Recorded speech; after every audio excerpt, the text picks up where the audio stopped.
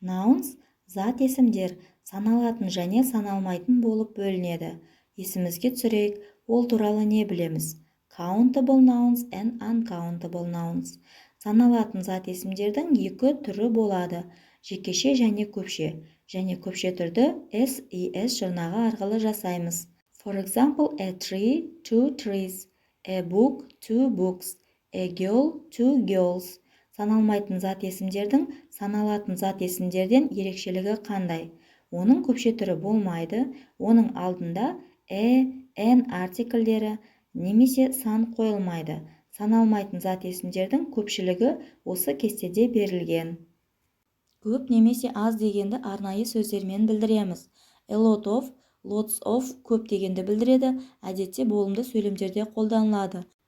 Мысалы, менде көп CD дискілер бар деп айтатын болсақ, I have got a lot of CDs немесе I have got lots of CDs десек болады. Сондай-ақ көп дегенді бізде much және many білдіреді. Much саналмайтын зат есімдермен қолданылады, яғни much snow, much money.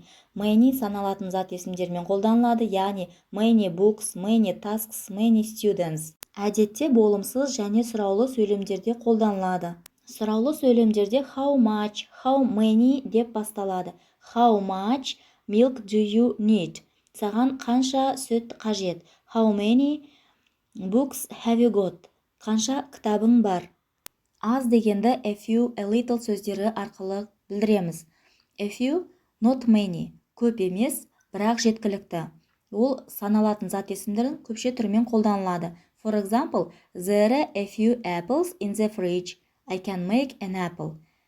Тоңазытқышта бірнеше алма бар, мен алма пирогын әзірлей аламын. A little тура a few сияқты, бірақ not much, яғни саналмайтын зат есімдермен қолданылады. For example, he put a little money aside so as to go on holiday this summer. Ол осы жазда демалысқа шығу үшін біраз ақша жинады.